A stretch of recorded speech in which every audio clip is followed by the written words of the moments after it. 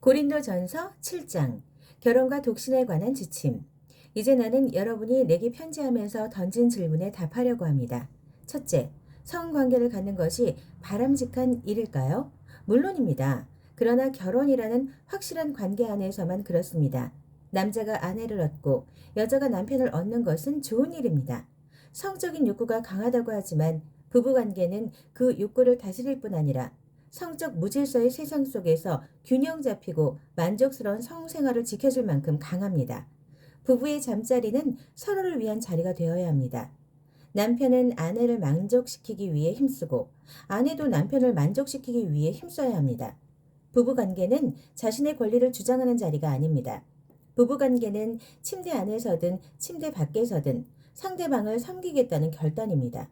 성관계의 절제는 부부가 기도나 금식에 전념하기 위해 서로가 동의하는 한에서만 일정 기간 허용될 수 있습니다. 그 기간에만 그렇게 해야 합니다. 정한 기간이 끝난 다음에는 다시 함께 하십시오. 여러분이 부부관계에 대한 기대를 접는 순간 사탄이 교묘하게 유혹하기 때문입니다. 나는 그 같은 절제의 기간을 가지라고 명하는 것이 아닙니다. 다만 여러분이 그런 기간을 갖고자 할 때에 필요한 최선의 조언을 제시하는 것입니다. 제시하는 것뿐입니다. 가끔씩 나는 모든 사람이 나처럼 독신이기를 바랍니다. 그것이 여러 생활 방식 중에서 보나 단순한 생활 방식이기 때문에 그것이 여러 생활 방식 중에서 보다 단순한 생활 방식이기 때문입니다. 그러나 결혼 생활과 마찬가지로 독신 생활도 모든 사람에게 맞는 것은 아닙니다. 하나님께서 어떤 사람에게는 독신 생활을 선물로 주시고 어떤 사람에게는 결혼 생활을 선물로 주십니다. 하지만 결혼하지 않은 사람과 과부들에게 말합니다. 내가 그랬던 것처럼 홀로 지내는 것이 가장 좋을 것입니다. 그러나 욕구와 감정을 다스리지 못하겠거든 어서 결혼하는 것이 좋습니다. 결혼 생활이 수고롭기는 해도 홀로 살면서 정욕에 시달리는 것보다는 낫습니다. 이미 결혼한 사람들은 결혼 생활을 유지하십시오. 이것은 나의 명령이 아니라 주님의 명령입니다. 남편과 헤어진 여자는 홀로 지내든가 아니면 돌아가서 남편과 화해하는 것이 좋습니다. 남편도 아내를 버릴 권리는 없습니다. 여러분 중에 믿지 않는 사람, 그리스도인이 아닌 사람과 결혼한 이들이 있는데 주님은 그들에게 이렇다 할 명령을 주지 않으셨습니다. 그러니 이렇게 하십시오. 믿는 남자에게 믿지 않는 아내가 있고 그 아내가 남편과 같이 살기를 원한다면 그녀와 함께 사십시오. 믿는 여자에게 믿지 않는 남편이 있고 그 남편이 아내와 같이 살기를 원한다면 그와 함께 사십시오. 믿지 않는 남편은 자기 아내의 거룩함을 어느 정도 나누어 갖게 되며 믿지 않는 아내도 자기 남편의 거룩함에 어느 정도 영향을 받게 마련입니다. 그렇지 않으면 그들의 자녀는 버림받은 상태가 되고 말 것입니다. 그 자녀들도 하나님의 영적인 목적에 포함되어 있습니다.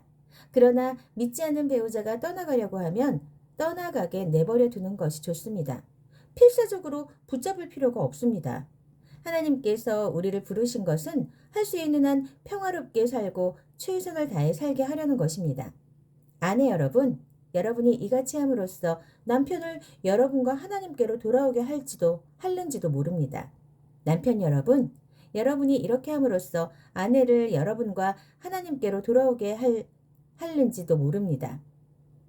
그러니 여러분은 어딘가 다른 곳에 있기를 바라거나 누군가 다른 사람과 살았으면 하고 바라서는 안 됩니다. 여러분이 지금 있는 곳이야말로 하나님께서 여러분을 위해 마련해 주신 삶의 자리입니다. 바로 거기에서 살고 순종하고 사랑하고 믿으십시오. 여러분 삶의 가치를 결정하는 것은 하나님이시지 결혼 여부가 아닙니다. 내가 다른 사람들보다 여러분에게 더 엄하다고 생각지 마십시오. 나는 모든 교회에 똑같이 조언하고 있습니다. 하나님께 부르심을 받을 때 여러분이 유대인이었습니까? 그렇다면 유대인이라는 증거를 없애려고 하지 마십시오. 하나님의 부르심을 받을 때 여러분이 이방인이었습니까?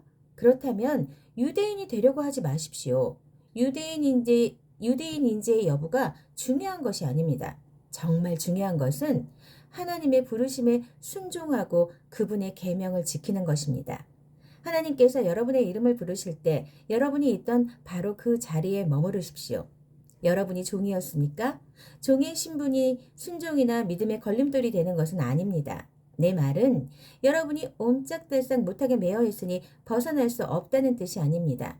자유인이 될 기회를 얻게 되거든 속히 그 기회를 붙잡으십시오.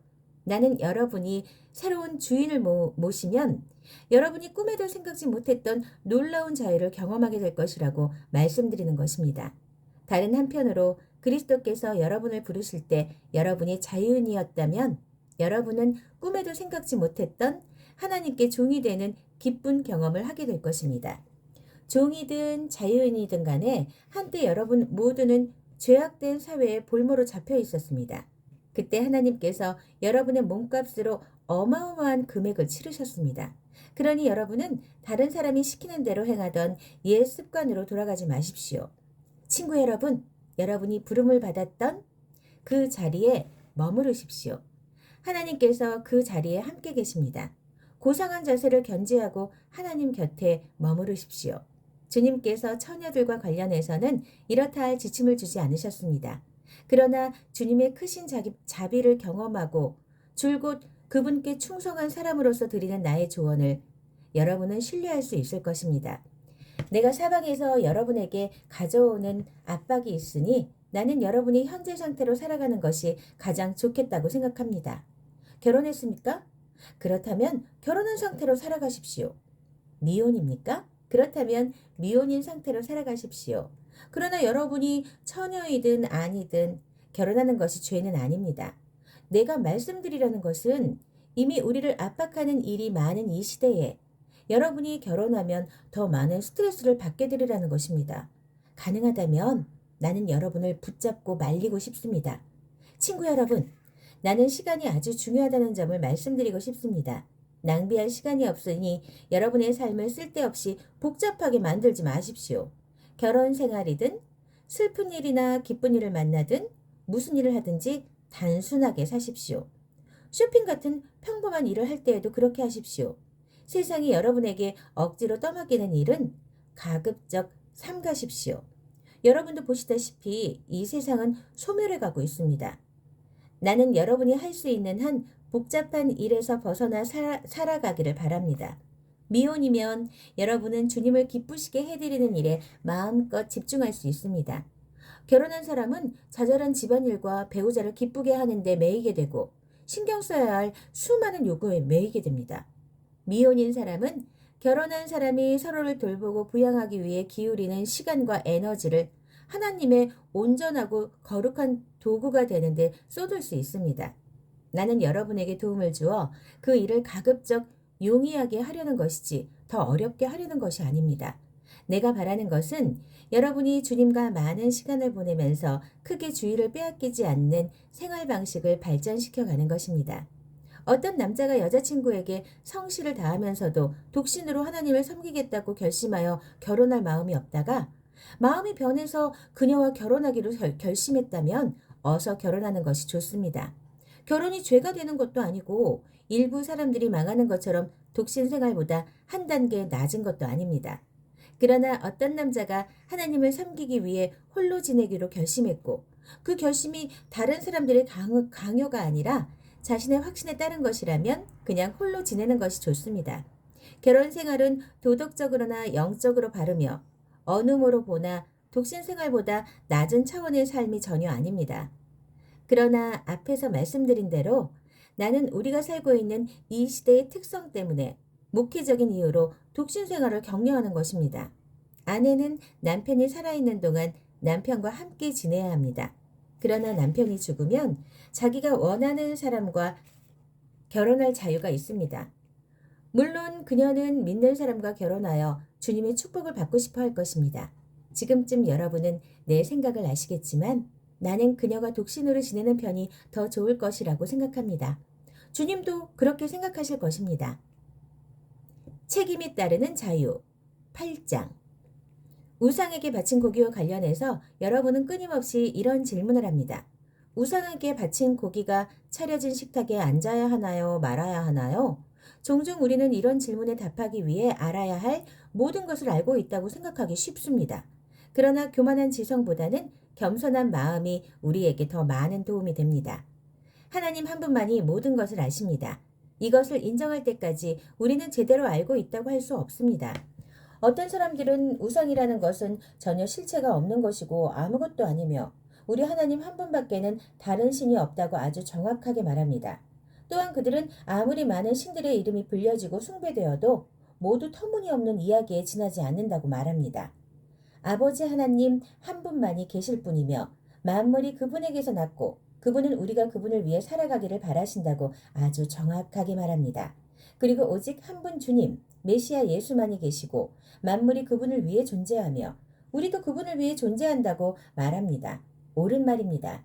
엄밀하게 따지자면 우상에게 바친 고기에는 아무 일도 일어나지 않습니다. 그것은 여느 고기와 똑같습니다.